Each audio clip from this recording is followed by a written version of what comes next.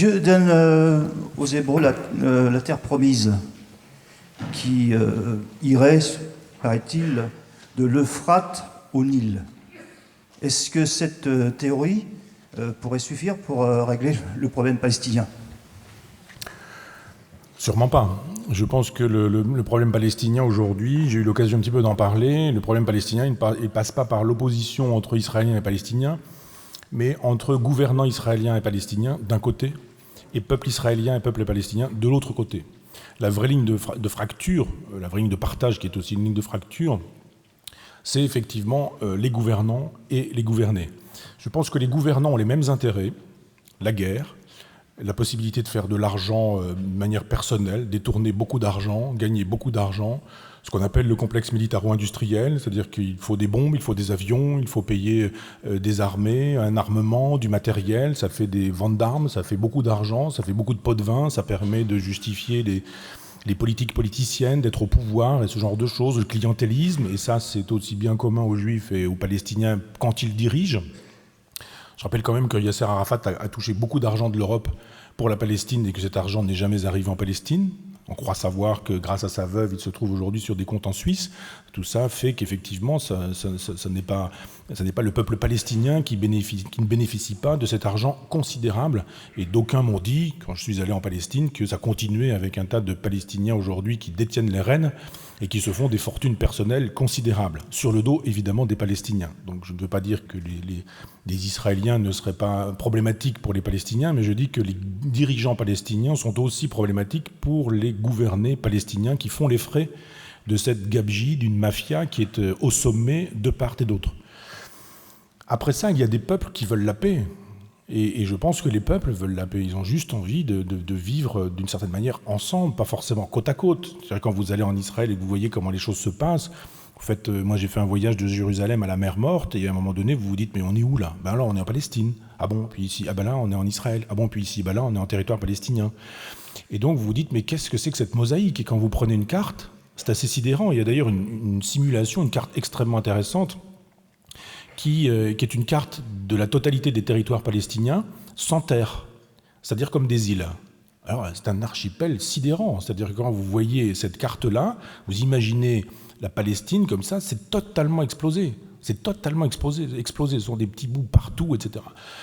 Donc il y a eu une solution sur ce sujet-là. D'abord, il y avait la violence de l'impérialisme, du fait qu'on ait envoyé des Palestiniens qui occupaient une terre en leur disant c'est pas la vôtre, désormais c'est la nôtre, etc. Donc des gens qui ont accepté d'être payés en remboursement, d'autres qui n'ont pas accepté, d'autres qui n'ont pas été remboursés. Et puis la violence qui s'est installée, les pays arabes soutenant les Palestiniens avec le conflit qui arrive, vous connaissez l'histoire. Donc il y a un schéma qui est extrêmement prégnant, qui est le schéma nationaliste français. C'est notre schéma jacobin, hérité, pas seulement de Robespierre, parce que bon, il faut lire Tocqueville sur la démocratie, pas de la démocratie en Amérique, mais sur le texte sur la Révolution. Et Tocqueville nous dit que la Révolution a recyclé pas mal de thèses de la royauté, qu'il n'y a pas eu une rupture aussi considérable qu'on veut bien le dire, il n'y a pas eu avant les ténèbres de la monarchie, après les Lumières du système jacobin et de la République jacobine. C'est pas comme ça que les choses se passent. Et Tocqueville fait savoir qu'il y a eu dans la Révolution française une façon de recycler un certain nombre de choses qui procédaient d'une monarchie très ancienne. Donc, ce qui veut dire que l'État fort de Louis XIV, par exemple, est devenu l'État fort des Jacobins et que Tocqueville fait des analyses extrêmement intéressantes sur ce sujet-là. Il se fait que Robespierre a quand même massacré, enfin quelques-uns avec lui, mais a quand même massacré tout ce qui était fédéraliste, tout ce qui était girondin, tout ce qui supposait que la province existait, il n'y avait pas que Paris. Et on ne va pas refaire l'histoire de la Révolution française, mais le triomphe du jacobinisme, c'est le triomphe d'un État fort et d'une nation qui va devenir, naissance de la nation, Valmy, etc., d'une nation qui va devenir l'horizon indépassable. De sorte que quand vous avez la décolonisation avec Frantz Fanon, avec Jean-Paul Sartre et quelques autres, on reste dans un schéma jacobin hérité de la Révolution française. Un peuple, c'est une nation c'est un État, c'est un drapeau, et voilà. On veut un État, on veut une terre, etc.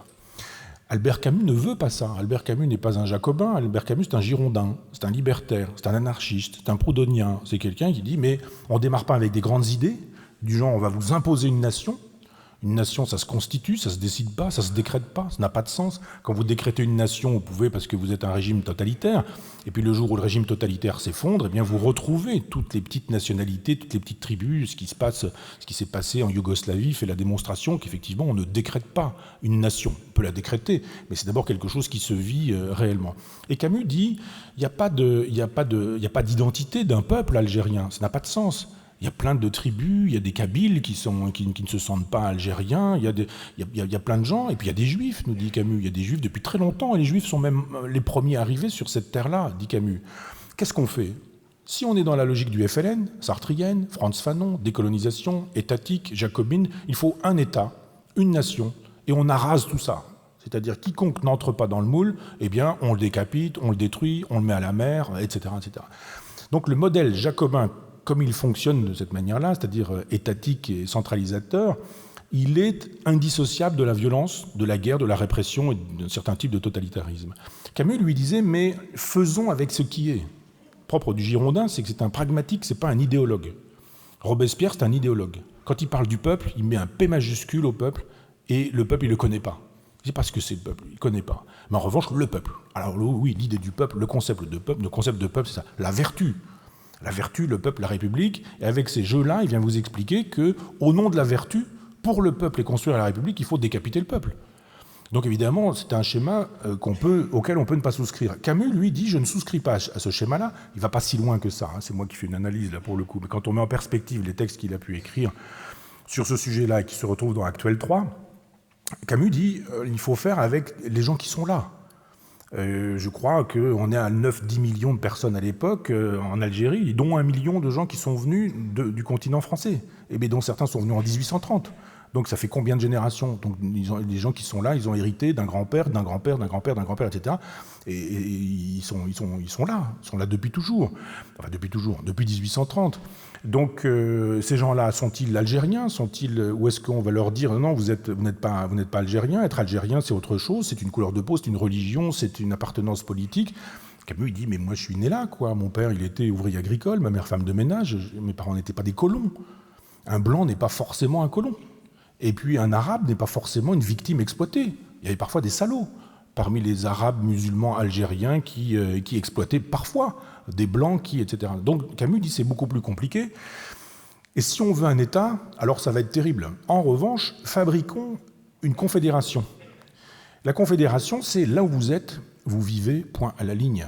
Et on fabrique après une structure qui va avec. Ça veut dire qu'on aurait très bien pu l'imaginer, une Algérie algérienne, évidemment, c'était l'heure et c'était défendable, dans laquelle ceux qu'on a appelés les pieds noirs aient leur place aussi.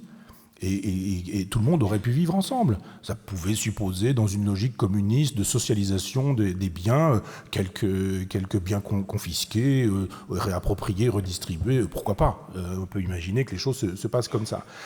C'était une solution qui n'a pas été choisie. Sartre s'est bien arrangé pour dire par la suite qu'il avait choisi l'Algérie française, etc., etc. Donc personne n'a repensé cette question-là.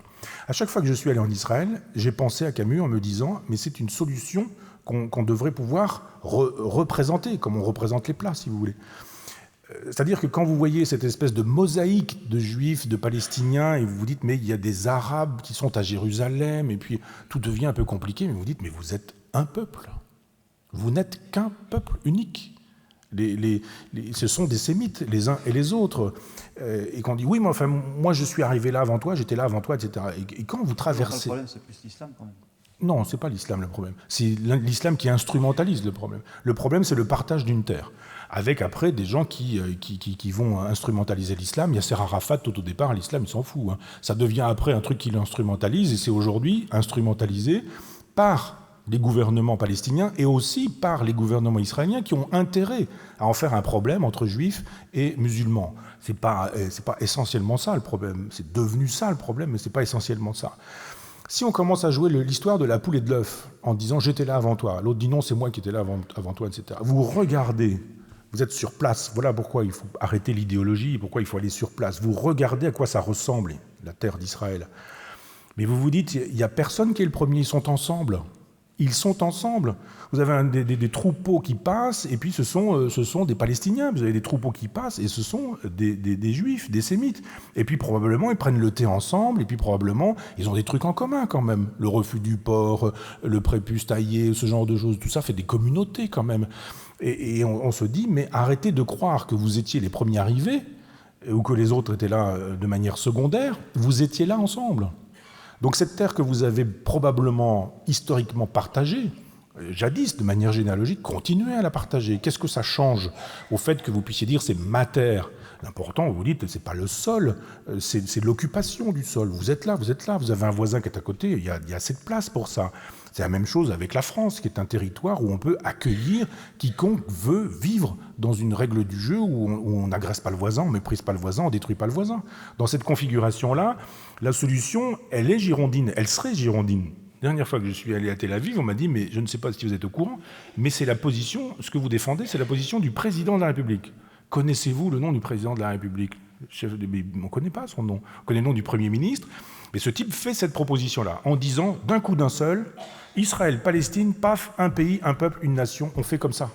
Et vous dites, ben oui, finalement, il suffirait de dire aujourd'hui, c'est la même terre, elle est partagée, là où vous êtes, c'est chez vous.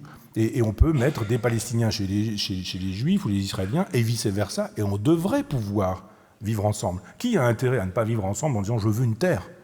Je veux une terre. Pourquoi avoir besoin du sol, de la terre, de l'enracinement et de ces vieilles obsessions 19e-istes? Il y a eu le XXe siècle, on a vu ce que cette obsession de la terre avait pu faire et faire faire. Hitler, l'espace vital, l'élargissement de l'espace vital ou ce genre de délire. Mais acceptons que les règles du jeu soient partagées. Donc la solution, elle ne passe probablement pas par les chefs d'État, du genre une poignée de main avec des gens qui font semblant, etc., puis qui après éventuellement instrumentalisent leur minorité en disant allez hop, au sud Liban, balancez-moi des missiles sur Israël, ou éventuellement de l'autre côté en disant bon, on a reçu assez de missiles là et on leur balance la même chose, enfin en 100 fois pire, et puis on va les massacrer, etc. Bien sûr que vous avez toujours des gens, des juifs ultra-orthodoxes avec lesquels on ne pourra jamais composer, et des gens du Hamas qui sont des ultras du Hamas avec lesquels on ne pourra jamais composer. Solution. Une belle pièce de Aristophane s'appelle Lysistrata. Elle est extrêmement intéressante parce que Aristophane, c'est un comique. Il pense en faisant rire. Et il y a des guerres toujours entre les cités grecques, entre Sparte et Athènes pour les plus célèbres ou pour les plus connus, pour celles dont on se souvient. Et à un moment donné où les femmes disent on fait la grève du sexe. Alors j'invite pas à la grève du sexe, je ne pense pas que ça suffira. Mais ce qui m'intéresse, c'est déjà le principe de la Boétie. C'est de faire de telle sorte que les citoyens cessent d'attendre de leurs gouvernants qu'ils règlent le problème. Du genre, on va voter, on va bien voir. La constitution israélienne est ainsi faite que le pays s'est rendu ingouvernable parce qu'il y a une proportionnalité quasi intégrale qui fait que le plus petit des partis peut mettre un bazar complet dans la politique totale. Vous êtes rien et vous faites tomber un parti. C'est comme si, je ne sais pas quoi, Arlette Laguillet pouvait faire tomber un gouvernement parce que, et s'allier éventuellement avec une députée du Front National, etc. Donc c'est une espèce de jeu des partis qui est terrible et qui fait que la constitution israélienne rend possible l'ingouvernabilité. Comme si, d'une certaine manière, on avait créé ça pour que ce soit ingouvernable et que ça ne puisse être gouverné que par la force, la violence et les militaires et le complexe militaro-industriel qui fait la loi en Israël. Je pense que si les gens commençaient à dire c'est nous qui allons faire le pouvoir, qui allons prendre le pouvoir et qui allons faire la politique, en disant on ne va plus accepter ça, on ne va plus faire ça, on ne va plus se comporter comme ça, c'est-à-dire soyez résolus de ne plus servir et vous voilà libres, eh bien il y a plein de choses qui seraient définitivement possibles. Qu'on arrête dans la logique théocratique, un petit peu d'attendre un Dieu, d'attendre quelqu'un qui nous dirait il faut faire ceci, l'homme providentiel, etc. C'est tellement facile. On est dans sa chaise, assis dans son fauteuil, on râle, on n'est pas content, et puis on attend la personne providentielle qui va régler les problèmes pour nous. Non, on peut les régler très précisément en faisant un certain nombre de choses. Et les femmes ont cette espèce de talent pour la vie, qui fait qu'il n'y a pas de toréador femme. Enfin, il y a quelques cinglés, ça existe aussi, mais il n'y a pas de toréador femme. Il y a beaucoup moins de femmes en prison que d'hommes, parce qu'il n'y a pas de testostérone chez les femmes. Et il y a toujours la testostérone chez les hommes. Et regardez à Daesh, où est-ce que vous avez dans l'État islamique, où y a-t-il des femmes combattantes?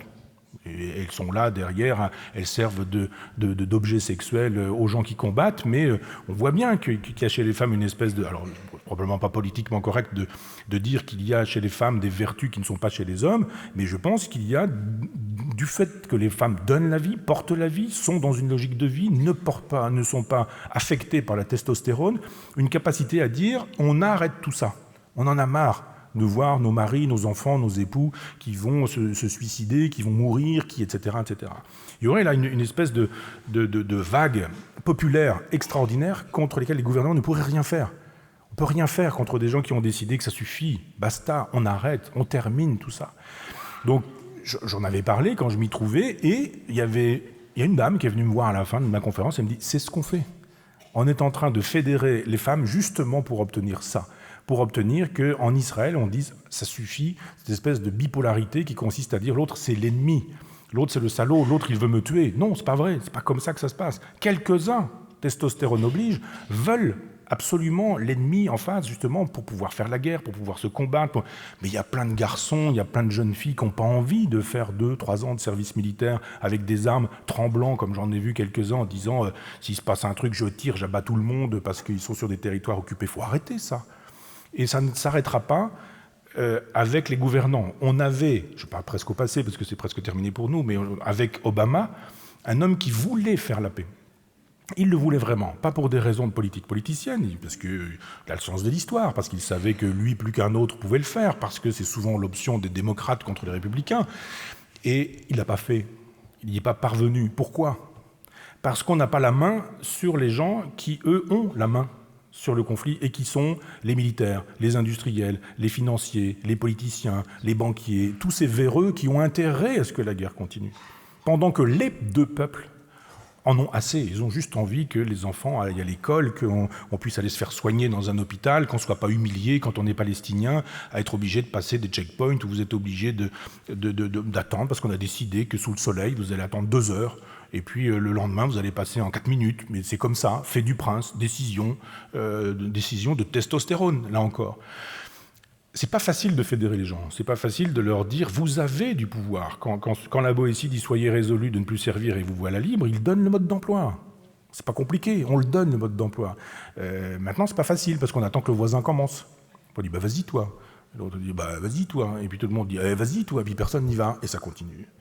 Il y a une espèce de fatalité à laisser faire comme ça les gouvernants, alors que c'était un pays magnifique, qu'on humilie les Palestiniens, qu'on leur rend la vie absolument impossible, qu'on rend la vie des Israéliens extrêmement précaire. Elle est exposée, ils ne savent pas s'il ne va pas leur arriver une catastrophe, le pire ou je ne sais quoi. Aujourd'hui, avec toute cette espèce de reconfiguration entre les sunnites, les chiites, vous vous apercevez que d'un seul coup, les ennemis d'hier, États-Unis et Iran, deviennent des amis d'aujourd'hui parce que avec Daesh, il faut voir comment les relations peuvent se jouer à nouveau, et que vous vous apercevez que des groupes terroristes s'en vont du côté de l'État islamiste. Et on a des bombes atomiques qui existent, on a du nucléaire qui circule. Tout l'arsenal militaire soviétique nucléaire a été vendu à l'encan. Donc aujourd'hui, on sait très bien que le nucléaire n'est pas une menace qui ne viendrait que des puissances nucléaires en tant que telles. Ceci dit, Pakistan a une bombe atomique et c'est un pays islamique. Donc tous ces jeux-là font qu'effectivement c'est extrêmement dangereux parce que vous avez plein de gens qui ont besoin de guerre. Que vous fabriquez des bombes et que vous construisez des avions, vous avez intérêt à les vendre. Vous ne pas le faire en disant voilà je fais ça comme ça pour le plaisir. Non, il faut les vendre et il faut les remplacer. Et on les remplace quand ils sont cassés. Et on les casse quand on leur tire dessus. Ou quand on a vidé les munitions et les chargeurs. Donc il y a des gens qui ont besoin de ça parce qu'ils vendent de l'armement. Et comme par hasard, les vendeurs d'armes sont ceux qui fabriquent les campagnes présidentielles des candidats démocrates et républicains aux États-Unis. Donc voilà, vous n'allez pas tuer la poule qui vous fait des œufs d'or. C'est ça qui se joue. Donc il faut cesser de croire qu'à Stockholm, en faisant se rencontrer le président d'autorité palestinienne et puis le Premier ministre israélien, on va avancer sur un ceci, sur un cela. Ça ne suffira jamais, parce que le jour où vous aurez un beau papier, vous aurez une belle poignée de main, vous aurez un président des États-Unis qui sera très heureux de faire une photo pour l'histoire, vous avez 3 crétins qui vont balancer un missile, vous avez 3 crétins qui vont venir avec une ceinture d'explosifs pour... je parle beaucoup de crétins ces temps-ci, qui vont arriver pour se faire sauter dans un bus, et Et puis voilà, quoi, vous passez, vous étiez là, paf, vous avez 3 morts, 10 morts. Et pourquoi ? Ou des gens qui envoient des petits garçons ou des petites filles au-devant. Le Hamas fait ça très bien en disant « Mais regardez, ils bombardent des hôpitaux ». Bah oui, mais ils balancent leurs mortiers à partir des hôpitaux. Ils se mettent sur les toits des hôpitaux, ils tirent sur Israël, Israël répond, riposte, et comme par hasard, c'est un hôpital. On dit « Ah, ils bombardent les hôpitaux ». Ouais, mais ils choisissent tous des endroits qui leur permettront médiatiquement de dire « Regardez ». Ils tirent sur des écoles, ils tirent sur des hôpitaux. Ben oui, sauf que eux tirent déjà à partir des écoles et des hôpitaux et prennent les enfants en otage, justement pour que de manière internationale, on puisse dire il n'y a pas pire salaud qu'un Israélien, regardez, il tire sur les enfants. Ça se vaut. Je veux dire, quand on a une arme, de toute façon, on en fait toujours un mauvais usage. Ou 9 fois sur 10, un mauvais usage. Quand on en fait un usage défensif, c'est très bien, mais le testostérone plus arme à feu, ça fait rarement un personnage intelligent. Merci Michel, je suis pour mettre une femme au pouvoir. Non, parce que ça, c'est pas... Non, une femme au pouvoir, elle devient un homme. Il lui pousse du poil. C'est pas comme ça que les choses se passent, parce qu'il lui pousse du poil quand elle arrive au pouvoir, et comme s'il y avait une espèce de transfusion automatique de testostérone, elles deviennent Margaret Thatcher ou ce genre de choses. Et je pense pas non, je pense que les femmes savent bien faire ce qu'elles font sans prendre le pouvoir. Vous savez, il y a un livre extrêmement intéressant, Faire la révolution sans prendre le pouvoir. Je pense que les femmes font ça très bien. C'est dans la grande tradition mafieuse napolitaine. Vous avez les gros durs pleins de testostérone qui butent à tout va, mais qui avant demandent un moment s'ils peuvent ou comment ça se passe, etc. Et il y a un génie féminin qui n'a pas à se corrompre, qui n'a pas à se salir, je dirais, avec l'exercice du pouvoir qui lui corrompt. Alain disait « le pouvoir corrompt, le pouvoir absolu corrompt absolument ». Il avait raison. Et personne n'y échappe.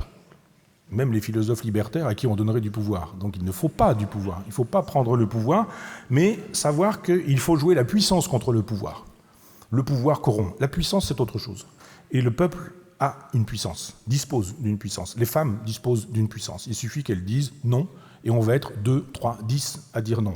Et à partir de ce moment-là, c'est ce que Michelet appelait le génie de la révolution. C'est-à-dire il y a un génie propre au peuple, et le peuple, c'est ce que détestent évidemment tous les politiciens professionnels. Ils en parlent, bien sûr, en permanence, mais ils essaient de le transformer en populace.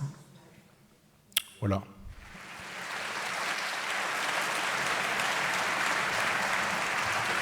Y a-t-il des questions ?